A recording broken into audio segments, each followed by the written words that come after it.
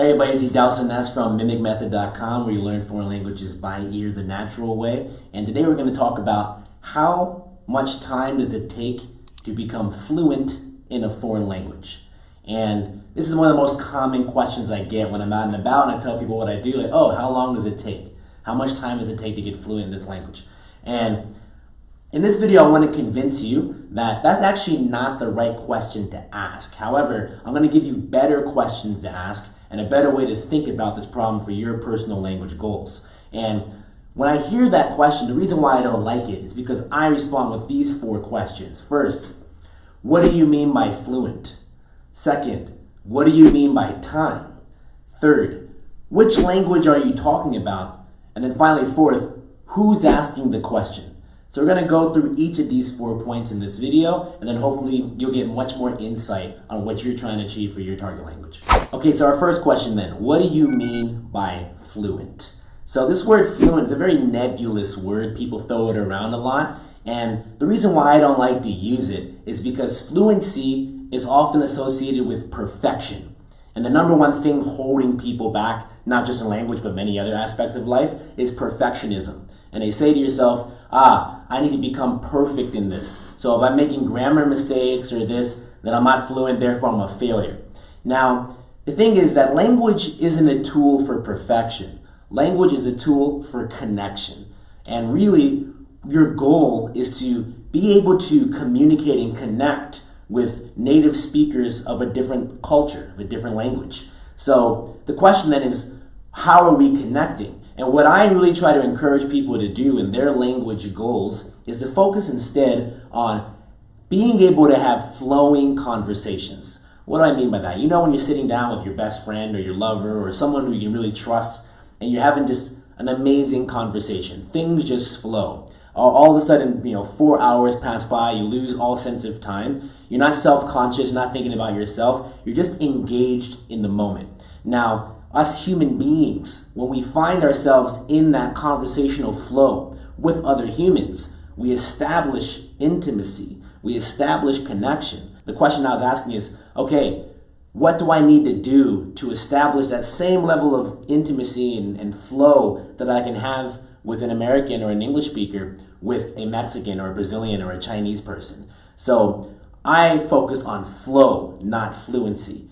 And in my own personal experience, my first language I learned was, after English of course, was Spanish. I went to Mexico when I was 17. I didn't know anyone there. I had a host family and I wasn't really able to connect with them. I felt isolated, alone. People didn't really know who I was. I wasn't able to express myself. I wasn't able to follow along with conversation. And I worked and I did the things that we teach in our program, the Mimic Method, and eventually I got to a point where I was able to have flowing conversations with Mexicans. And therefore, I was able to connect with Mexicans, be part of the tribe, part of the community. And I studied Spanish for, 2 or so years in school, but it wasn't until I got to Mexico and I really started to do the right things that I established that flowing connection and conversation. And that took me about 4 months of being in Mexico before I achieved that. Then I learned Chinese. I first started studying Chinese in university. And I was doing an intense Chinese program, copying the characters, memorizing a bunch of stuff. And then I went to Beijing for an even more intense program. But before I got there a month earlier, and I started to just interact with Chinese people in the streets and the different activities I was doing. And I was just focusing on getting to know Chinese people. And then through that process, after a few months of being in China, I'd say in total about another 3 to 4 months in China, I was able to find that flow in Chinese, express myself, understand what people were saying. And funny enough, it started to slow down when I went back into this Chinese program and we're focusing on things that had nothing to do with flowing conversation, aka copying characters and memorizing a bunch of rules and ancient Chinese proverbs that I wasn't ever going to use in a conversation. So once again, I'm telling you this because these things really affect the time parameter. When you're thinking of fluency as like, I'm a master of not just conversation, but literacy as well, I can read and write poems and essays and novels in the language, then that's going to take much longer. Getting to that level of mastery in a language takes many years, even a lifetime. I'm still working on that in my English, for example. But it doesn't take nearly as much time to reach that point when conversation stops sucking. It stops feeling like, oh, I'm super nervous and I'm tongue-tied and I have no idea what this guy is saying, but I have to kind of nod and pretend like I do so I don't embarrass myself. Like, oh no, he's asking me a question now. What do I do? Oh crap, right? That experience, you want to get past that. And that's what I mean by flowing conversation. Now, bringing up to our second question here, what do you mean by time? And what we're getting at with that last story is that the time you spend on different activities matters. So usually when people think of how long does it take, how much time does it take, what they're tracking time-wise is when I stepped into my first day of Spanish class, that when was that in calendar time? And how much calendar time does it take for me to get to this fluency point, right? So now we're asking, how much time does it take to get to flowing conversations that don't suck for you anymore? And calendar time isn't really what matters in your specific scenario. What matters is clocked time in deliberate, deep practice. Okay? So what do I mean by that? So I train Brazilian Jiu-Jitsu. And in Jiu-Jitsu, you have moments where you're in the beginning of class where you're training technique and you're kind of practicing. The teacher shows you a couple of moves and then maybe you're doing a few drills here and there. But then most of the time is dedicated to sparring and just you and another person are just going at it live, and you don't know what they're going to do, and you don't know what you're going to do. You're just adapting to the moment. And that sparring activity, that is what having a conversation is like. You don't know what's going to happen next. You don't know what that person's going to say. Your job is just to be there in a moment and respond and adapt. And when you look at jiu-jitsu, the people who are black belts, people who are winning competitions, people who are way better than you at whatever level you're at, the number one determinant is not how much time do they memorize techniques or how much time do they do this. It's how much time do they have clocked on the mat. How much time do you have actually doing the real conversational practice and doing the right things. So once again, when we're thinking about time, people focus on like, oh, well, I've been studying this language for years and I still don't speak it. And I ask them, well, what do you mean? Like, what were you actually doing? How were you spending that time? And usually it means they're just kind of doing applications or reading books or taking exams. And then the actual total number of minutes they've spent in a true conversation trying to express themselves is actually quite low, even if they've been doing it for years. So when you think about time, what you should be thinking about is how much time am I spending in deep practice? So what you should be focusing on is how much time per day can you put into a consistent practice? What we recommend people who take our courses is to set aside at least 15 minutes a day, because if you can get deep in something for 15, 20 minutes, then something clicks, you will get some learning. I find less than that, you don't really learn that much. And then there's a maximum, because when you're doing deep practice, your brain shuts down after a while. It's just too much intense. It's like going to the gym. You can only work out for so long before you get tired. So we recommend about 20 minutes to 60 minutes. And if you want to do longer, you need to take a long break and come back to it. Because in order for deep practice to work, you also need time in deep recovery. Okay, so notice once again, this original question of how much time does it take to become fluent doesn't really work when you break things down to the real life application of learning a language. So the third question we're going to go over is, which language are we speaking about? Every language is different. In order for you to get to a flowing conversation level, it depends on you crossing basically two divides, two gaps. The first one that we cross is the sound gap.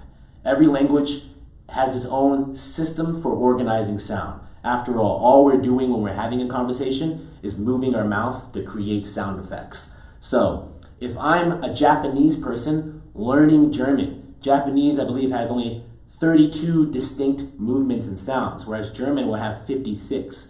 So learning a brand new mouth movement takes a bit of time and deep practice. It's equivalent to learning, a new chord on the guitar, or learning a new dance step on the dance floor, or a new jiu-jitsu technique. You have to do lots of repetitions. You have to kind of really get into it. So doing that process of learning the sounds is going to be different per language. Spanish only has 39 sounds, so there's going to be fewer sounds I need to do that for. However, Spanish is a bit faster of a language. So you see, things get more complex depending on what language you're learning. And then after you've closed that sound gap, which is what we focus on in our courses, helping you unblock the flow of sound inside of you. The next thing you need to close is the meaning gap. How do I actually use these sound effects to effectively communicate my own feelings and understand what people are saying to you? So, for example, Chinese, from a meaning point of view, actually doesn't take that long. The Chinese sound gap takes people way longer. In fact, most people never even bridge it, and so they can spend years in China never actually learning the language. But if you do the right steps, as we teach in our programs, you can close that sound gap, get those Chinese tones right, get the pronunciation right.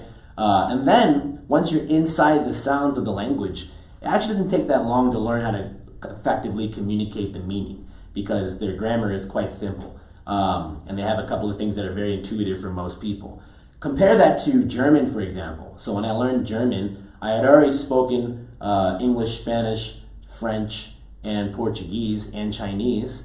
So when I learned German, I already had a huge database of sounds.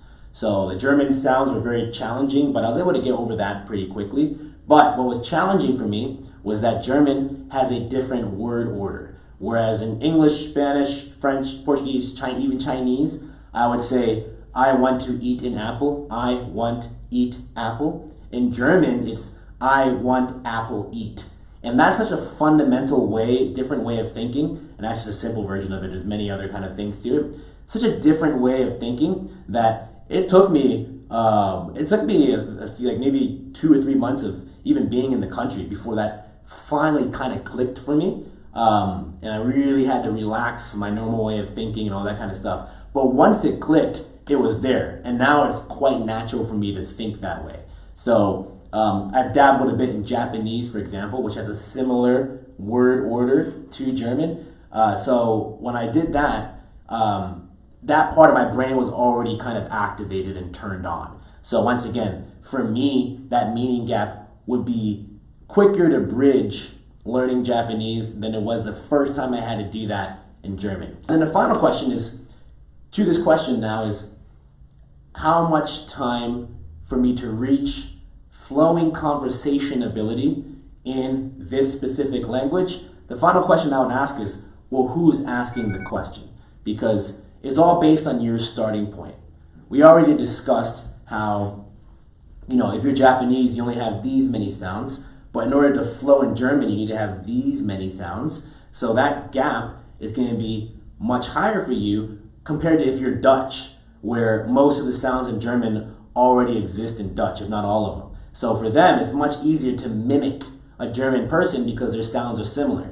And for us as English speakers, it's much easier for us to mimic Germans than for a Japanese person. So they have many more steps or rungs on the ladder that they need to climb to close that sound gap. But maybe they have an easier time with the meaning gap because they also have that subject, object, verb, word order structure that we don't. You see where I'm going with this? So once again, people come and they ask me, how long does it take to learn this language? And I'm like, man, everyone's different. Another thing to consider, by the way, is that everyone has a different aptitude for their ability to intuitively lock into sound and for their ability to intuitively express themselves. Some people are shyer than others and just in general aren't as able to verbally express themselves in a conversation as confidently and clearly. So everything's different. That's why I don't like to give a concrete answer. However, I don't want you to leave this video feeling like, oh, I came here to find out how much time it was to learn Spanish and now I'm even more confused than I started.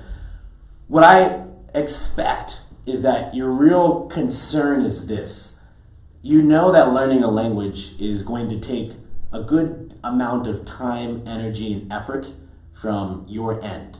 So whenever we go into a challenge, we have that kind of uncertainty attached to it. And we have a fear that we're going to enter into it and then spend all this time and energy and money even, and then walk away like, oh, that took way too long and I have to leave now, I can't do this. So when we have some sort of clarity around time, it does help us, but okay, I only need to stick this out for 3 months, for 6 months, for a year. Let me just plan that out ahead of time and then go. So that's why we want to know time. It's not so much that we need to be certain about exactly how much time it gets to reach this nebulous fluency point. I think the real question people are asking is like, hey, how should I plan this out for my own personal life?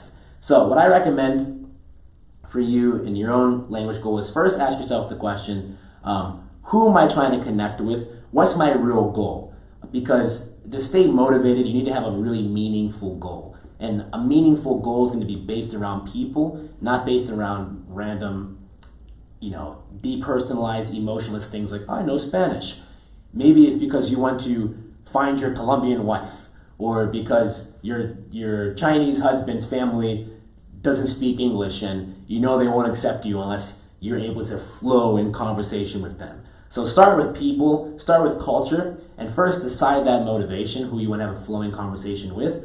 Then you look at your life and what you have time to give. And I recommend consistency and just say, okay, where can I put 30 minutes a day, 15 minutes a day minimum to just deep practice on this? And then also, where can I sneak in passive practice? So for example, put in music, radio while you're driving the car, just having, while you're cooking dinner, have some tunes playing from that foreign language. Create an environment that kind of really continually flows that information of the language into your mind. And then just commit to trying that out. Doing a proper program, of course recommend our program, the Mimic Method, but doing a proper structured program or training, and then just commit to doing it and trying it out for a specific period of time over the course of, at a scheduled amount of time in the day, over a scheduled period of days, and then you make that commitment, say, for 30 days. And then you say to yourself, okay, I'm not trying to get fluent or any of this kind of stuff. I just want to see progress. I want to feel more confident or more connected to the language. I want to understand a little bit more. I want to be able to speak a little bit more, fluidity and flow. And when you start just focusing on progress instead of focusing on an end goal down the line that you don't really know until you get there the first time, that is actually what's going to motivate you forward much more effectively. So I'm sorry if what you're looking for was a clean, 6.5 months and 24 minutes and 8 seconds. That's not going to be answered by anybody, but hopefully you found this video useful to think a little bit more sophisticatedly and clearly on this question. So if you enjoyed this video, thanks for watching first off, but let us know in the comments what language you're learning, how maybe you're going to be structuring it and answering this question a bit more intelligently so you can actually achieve your goals of fluency, or rather flowing conversation. Like this video if you found it helpful, and then finally subscribe and share so that we can be motivated to create more content for you. Okay guys, thanks for watching, and I'll catch you next time.